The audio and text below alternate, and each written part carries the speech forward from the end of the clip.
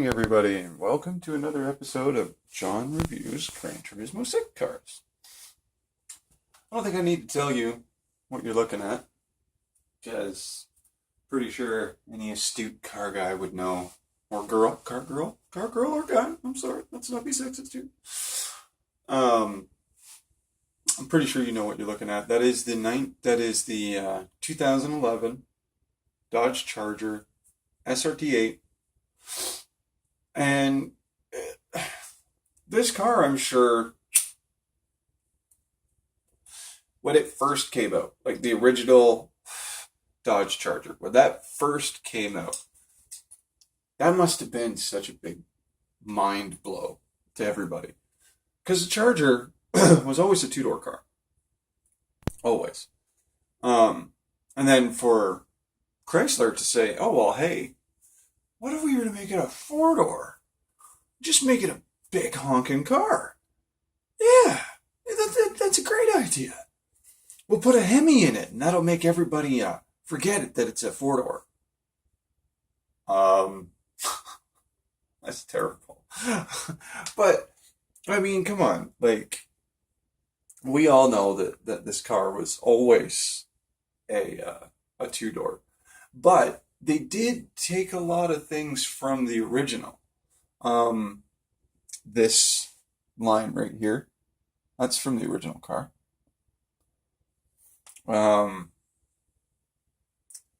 But even the taillights are very similar to the old car. I mean, obviously it's a bit different because they obviously have to update it, but it is a bit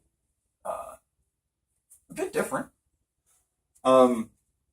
This particular car has a 6.4 liter Hemi.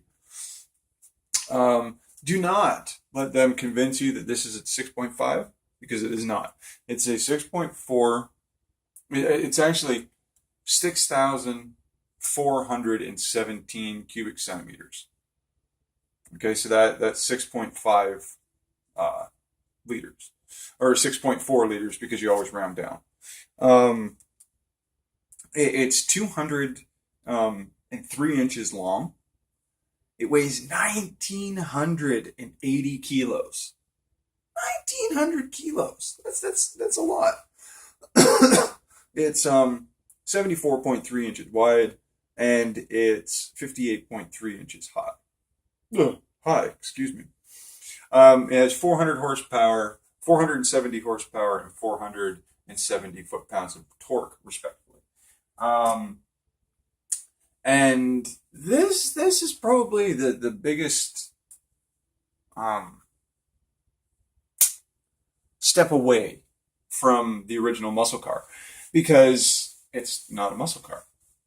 Say what you want, but it's not a muscle car. Muscle car, front engine, rear drive, two-door, short tail, long nose. That is a muscle car. This is not a muscle car. This is probably a luxury grand tourer, rather than a full-on sports car or a full-on muscle car. But with 470 horsepower, I'm sure it performs and drives like a whatchamadinger, like a sports car. But I'm sorry, it's like 3 o'clock in the morning. And I didn't really change too much about the car, except for everything underneath and in the engine bay. It's got the full-on level 3 engine, racing suspension, racing tires, racing brakes, electronic diff, carbon fiber, drive shaft, you name it, and it's got it. All the racing goodies that you can put on it. This one produces quite a bit more than 470 horsepower. I thought 470 horsepower just wasn't enough, so I added an extra. I don't know, 416. Because no, sorry, 413. because it's got 883 horsepower with 800 foot-pounds of torque. 800 foot-pounds of torque. That's ridiculous amounts of just sheer power. I have yet to take it on the track, so when I do take it on the track, you guys are going to be the first ones to see how it drives, basically with me as a first-time driver.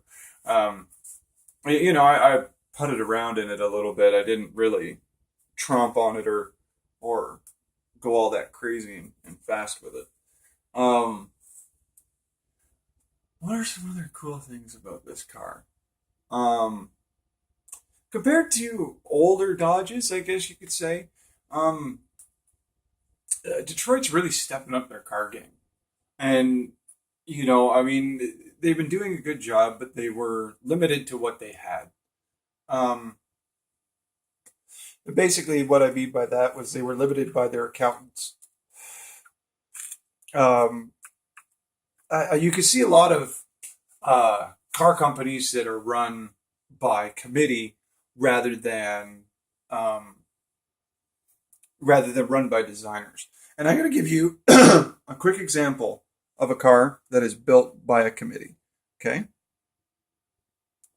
and just to show you the difference between what I think a nice car is and what I think a car that's made by a committee is.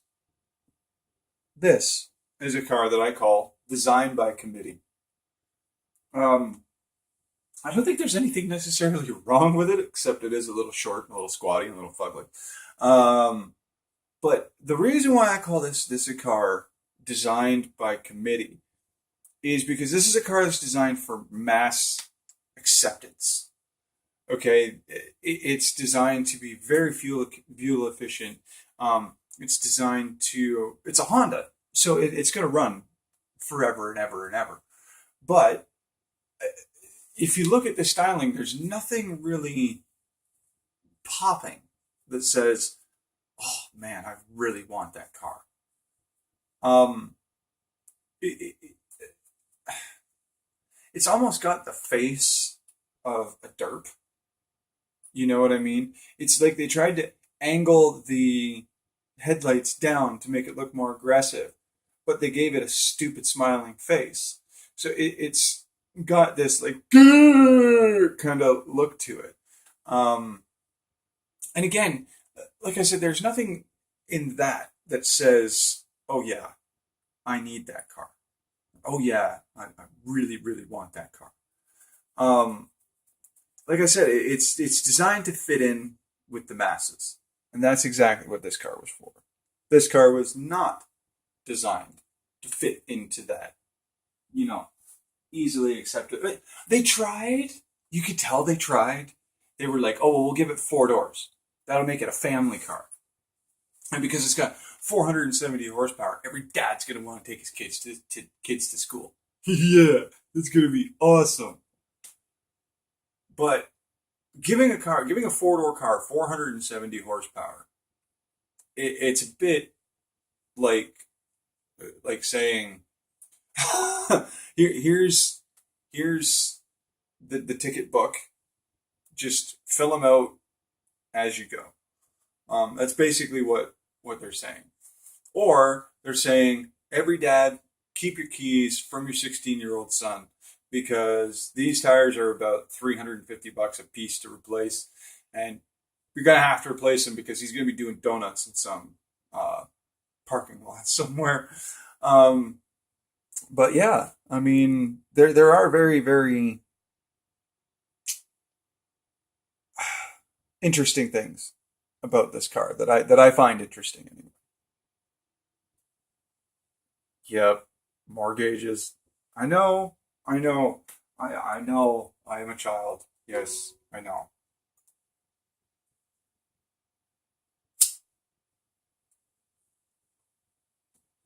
But come on, how could you not have the video car? Look at that! Look at that! That would be so cool. Yeah, yeah. Here's something interesting. Look at the interior of the car. They really went an extra step further to make sure that the interior of the car was as nice as the exterior. Um, and I kind of like that. I kind of like the fact that they basically just said, screw it. Let's not let the accountants, people will pay. Let's be honest. If you could get an American car, and let's say you're from the North America, you're from either the States or from Canada.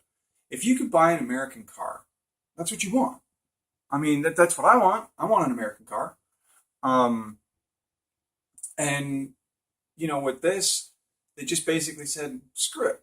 Let's just put in a nice interior, put in a nice exterior, put in some quality parts, and maybe people will want to pay for it. And that's basically what I would do, at least if I was building a car.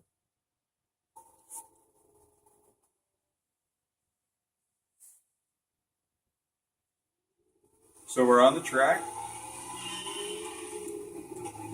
Again, no traction control, no stability management on, ABS set to 1.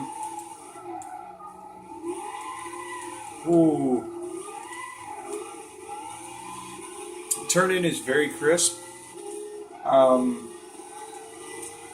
The only thing is you can definitely sense that there is gobs of power. Because these are racing tires and you can hear the struggle that they're going through.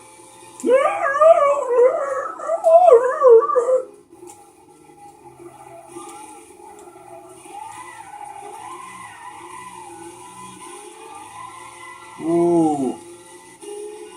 Catchy monkey. And the brakes are phenomenal. Really, really good. You need a lot of throttle modulation. Just not to keep it straight, but just to make sure that you aren't going faster than you actually need to be.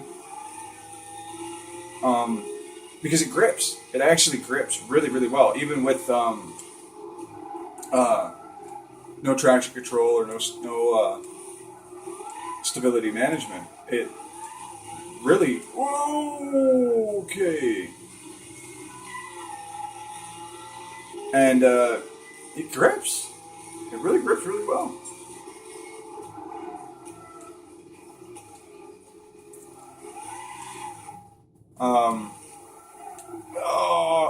You're doing terrible. You know what they say, your first lap's always the best. Okay, now I think I need to explain why that is happening. Because basically it doesn't matter whether or not you have racing slicks on or not. The car is going to slide. And it may slide at a inappropriate time that you don't want it to. The problem is when you have racing slicks on your front tires, as you go to correct the slide, it gives you a little bit more grip in the front than you would like. So as you're adjusting to make your correction, to correct the slide, the front tires are still gripping really, really hard. So when you turn the opposite way, because you have to turn the opposite way to correct the steer, or you have to steer the opposite way to correct the slide, see? It gives you so much grip in the front that it makes it very unpredictable. Like, you don't know how much to hold it, and you don't know how much to not hold it. So, let's check out the replay footage. Let's see how we did.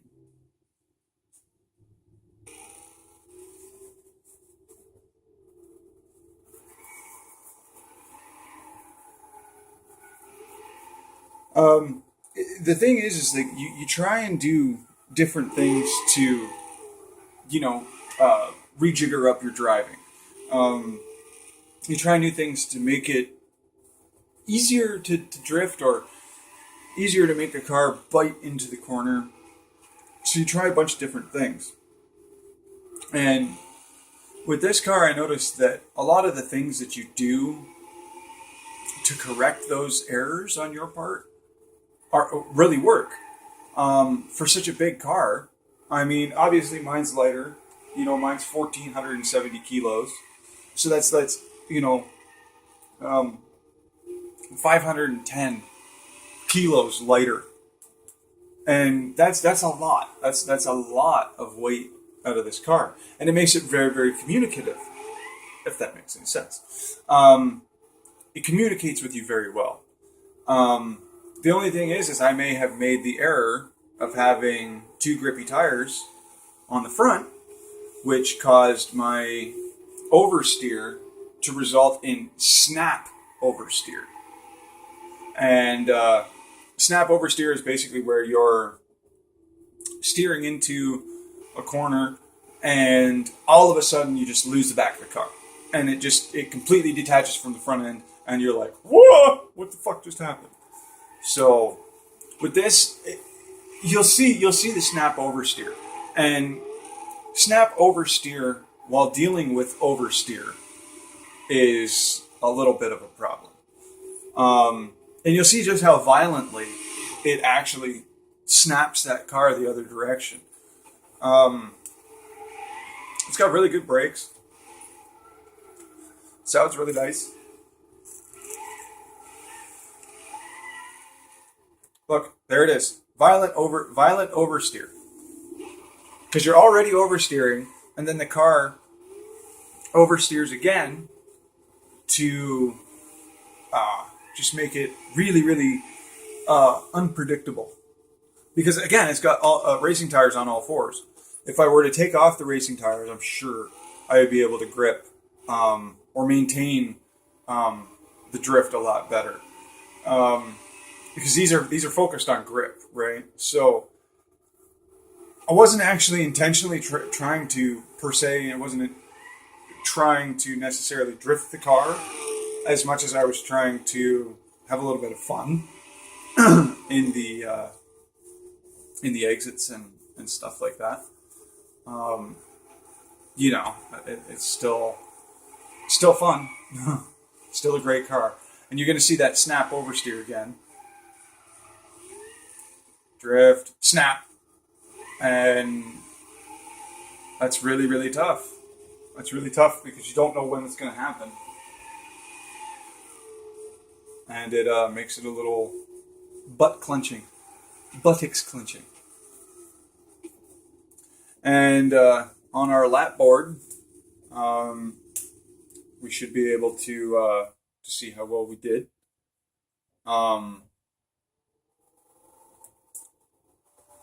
So the Nismo came in at just a little under a minute, right? Or comes up there. But as you can see, the charger, the charger with 800 horsepower only did it 3 seconds slower, right? So that's pretty good. That's pretty good, seeing as how I was snap oversteering on. And I think that first one was recorded on the very first lap. So I don't think that it actually recorded the other two, because I know I was way off of the pace.